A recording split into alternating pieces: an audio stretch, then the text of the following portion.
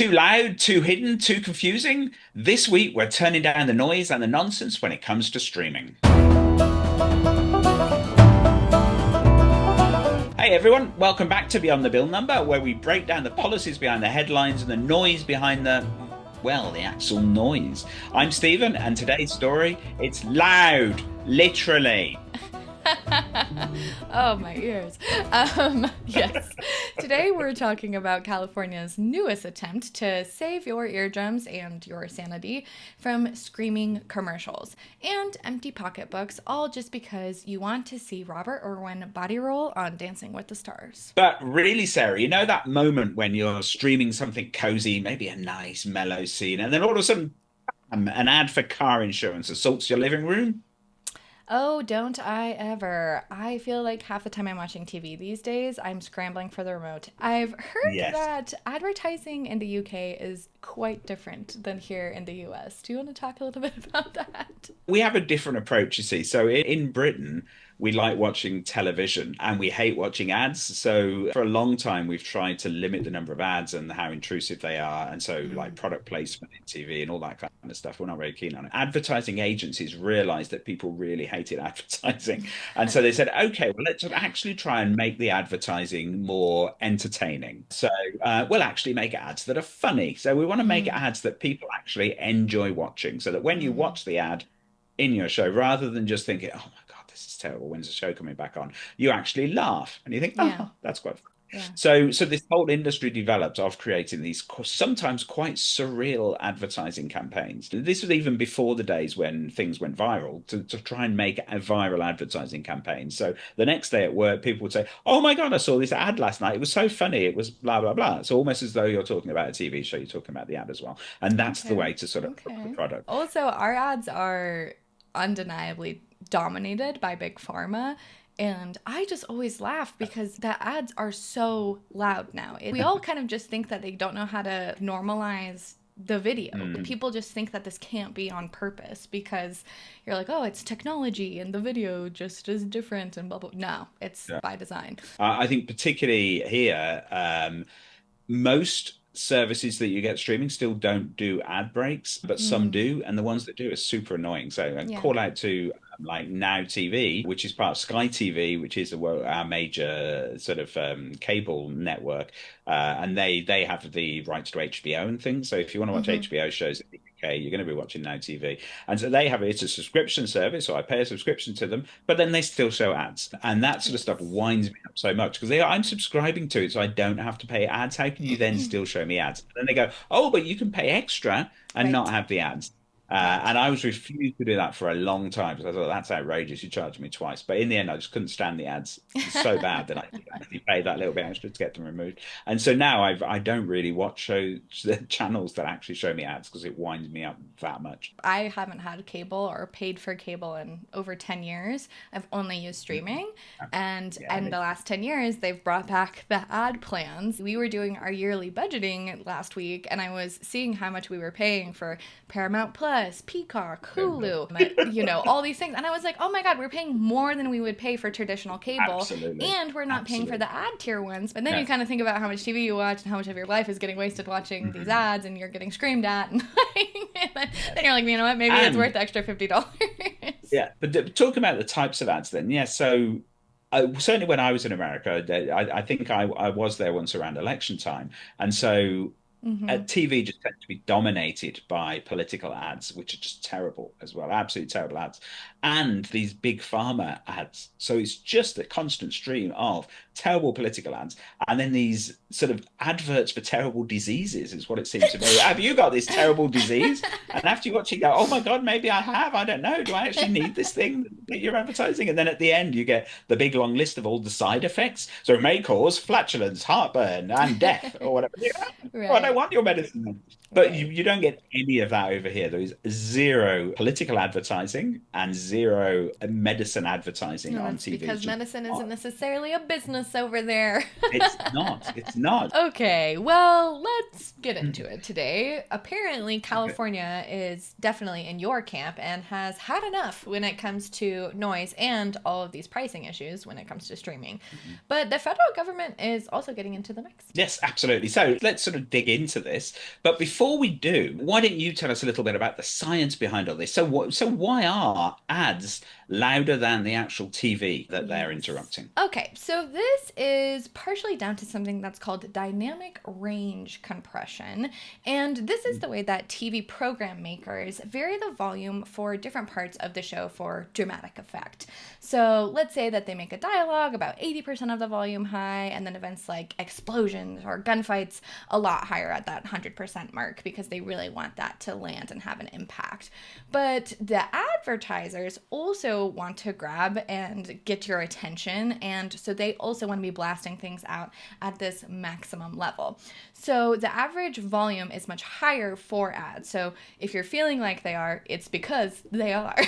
This is what legislation like the CALM Act that we'll talk about or the European Broadcast Union rules that are elsewhere across the pond seek to regulate as they set an average loudness budget for advertisers to decide how to spend it. So they can maybe start out with a loud jingle to grab your attention and then have the rest at a kind of more quiet, normal range that we would expect, or do it the other way around to really end with a bang, literally.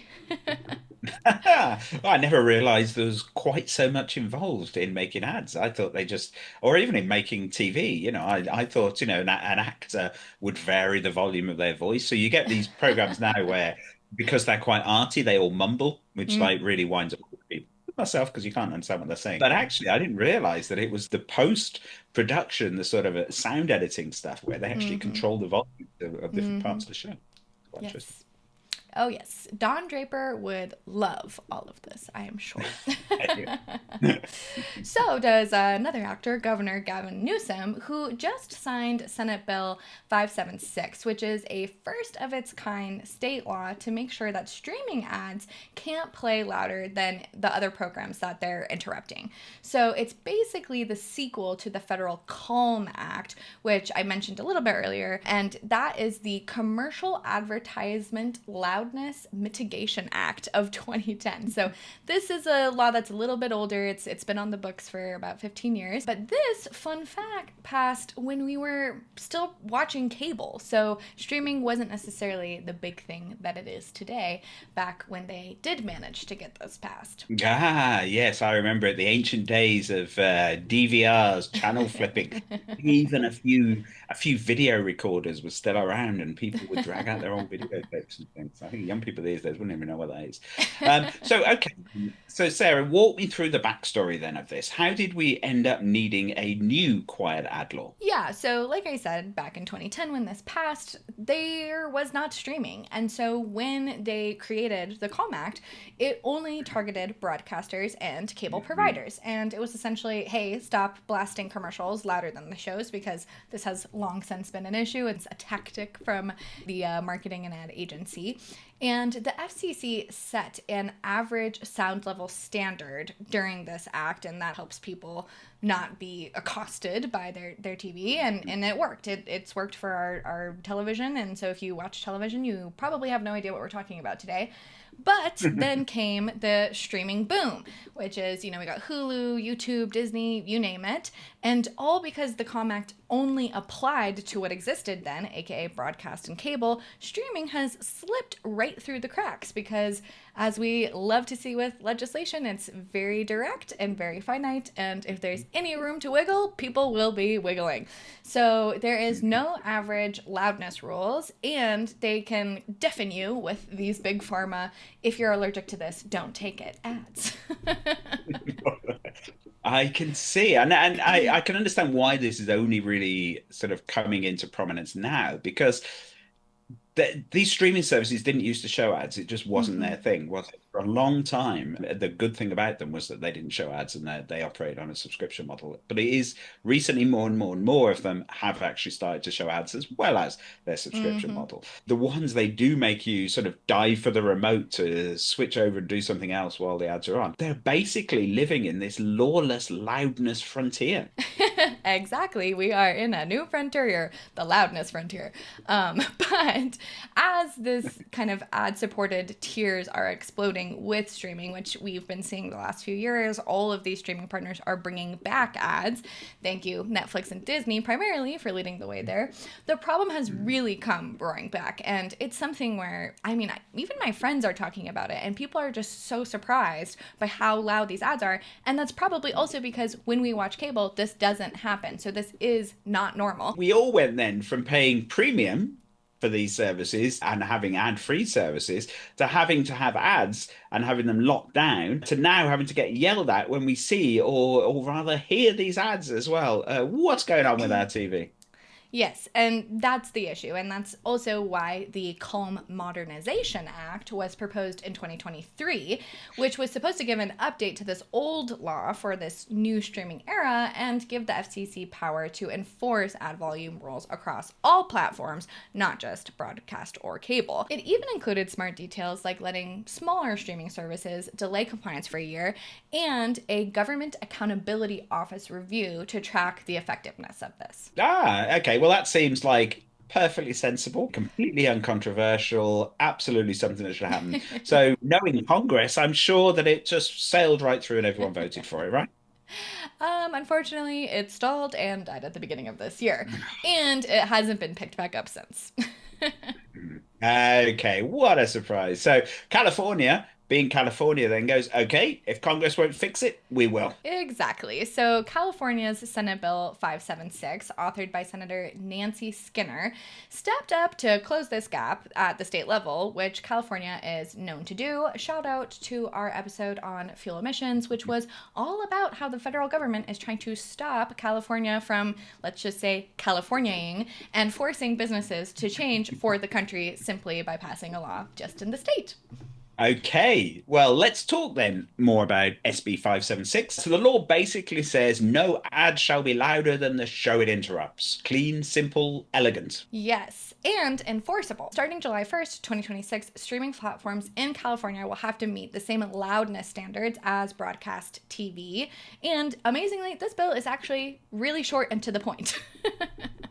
Okay, well, that makes a change as well. So who's policing the decibels? The California Energy Commission and the Attorney General's Office. They'll handle complaints and enforcement. Platforms will have to use audio normalization tools, kind of like a digital volume control, to stay in compliance. Okay, so it sounds very similar to what happens already on cable TV. So, in short, then you could say no more jump scare ads. Yes, exactly. And supporters call it long overdue for consumer protection. Like we said, we've already had an act like this on the books for the way that we are traditionally watching TV. And critics say that smaller streaming services might struggle with the tech costs, but it's a clear signal that California is treating streaming like the new TV, which, let's be honest, it really is, and holding it to some standards. So here we are with tech finally having legislation catch up to it a little bit. Okay, excellent. And since California tends to set the national tone, pun absolutely intended, other states could follow. Yes, that's right. Loud ads might soon go away. So we've quieted the ads, but California didn't stop there as well. They also went after sneaky pricing. Yes, so this is also another interesting part of this world of streaming that while I was looking into this California law, I came across. So California is really here to save us when it comes to the streaming world, which kind of makes sense. A lot of the studios are there, so maybe they're on the Yes. first frontier there. But they also have Senate Bill 478, which is California's honest pricing law, which kicked off July 1st of 2024, so last year. And this takes on what's known as drip pricing, or when something costs $19.99, but by the time you check out, it's $29.99 because there's convenience fees, and then, oh, you clicked it from this button or whatever. Ah, yes, the invisible tax of America's times. Of course, something that we haven't had in European areas for some time due to the dastardly European community who realized this quite a long time ago and passed some laws. And we've even Yes. still got them in the UK. Yep. Yeah, so under Senate Bill 478, any advertised price must include all mandatory fees, and the only exemptions are taxes and some shipping costs. So Hmm. businesses can still itemize, but they can't just do a click bait and switch. Aha. And enforcement's already underway, as I understand, especially in sectors like ticketing, lodging, live events, where service fees have got, shall we say, very creative. Yes, exactly. And California's not alone in this one either, right? Right. So a lot of this does have to do with ticketing. A big problem here is how expensive concert tickets end up being. You think you're buying a $30 ticket, and by the end of it, it's $70. But this is Hmm. another large problem with streaming on TV. And we're seeing a lot of this with Netflix increasing the prices if you don't want to have ads and you thought you paid for a plan and now it's different, blah, blah, blah. And so New Jersey is in the mix, and theirs is a little bit more focused on the TV piece here. So they have signed Senate Bill 1225 in 2025 this year, which does the same thing for cable, satellite, and streaming TV, this all in pricing, no surprises. Where you're just paying what you're paying and you know what that cost is and you're getting what you're getting, and there's not all these little sneaky things in there. And the FCC is also jumping in here and adopting this all-in pricing rules for cable and satellite providers. Back in 2024 they did this, and streaming is definitely on their radar next, but I'm sure it will be a little bit more of something to pass because I am sure Netflix has quite a few lobbyists that are good at their jobs. Yes, yes. You've got to imagine that all of these huge mega corporations that just keep merging and getting even bigger and taking over this media landscape, that they can exercise quite some influence and spend some money in Washington. But between loud ads and hidden fees, lawmakers are basically saying, "Stop tricking us in volume and in value." That is very right. And all of this is definitely about transparency.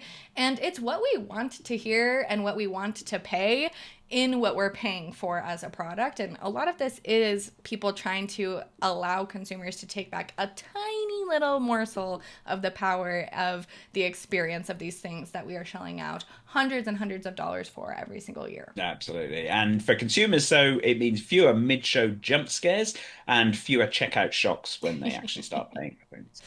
Yes, and for regulators, it's catching up with reality. Streaming is TV now, and these prices have gotten completely out of control. And people have just been kind of running rampant for, let's say, the last 10 years with these hidden fees, these loud ads, these kind of changes, and all of these things. And we really do have to have these regulations catch up with the time, catch up with the tech. We don't want to stifle innovation, but we also don't want to make it completely insufferable to live and consume things if you live in the US. Absolutely. So for the industry, then, it's a hint that nationwide consistency might be coming, which could actually make compliance easier for them long term. And in the long term, maybe they could consider, I don't know, maybe all these different streaming services could sort of get together and have an agreement where people can just pay one simple fee to watch all of their programs together. And they could call themselves, I don't know, maybe a network or something. And then we just pay one fee and we'd be able to watch all the TV. It'd be Yes. fantastic. Yes, we are definitely on the loop back to actually just having cable. Yes. Yes. Yeah, and it just comes over the internet this time. Yes, exactly. I do enjoy not having an ugly dish attached to my house, I will say. But the message here is really clear. Fairness and clarity should be part of the experience, and California is really throwing their weight around here, which we see them do quite often, like we were mentioning, where if you're going to build for California, you may as well just have that across all 50 states, or there's a toggle that you can put depending on the state regulatory. But I can see this one bill being adopted in many places next year because it made huge headlines, and it's one of those things where I think the bill itself is actually confirming to people that an issue they've perceived actually exists, because a little bit of the time when you're in these situations you're like, is this louder? Is there something wrong with me? Why does this feel so assaulting? And with bills like this, you're like, oh, this is actually happening. And actually, I don't want that happening. I want my state to pass this too.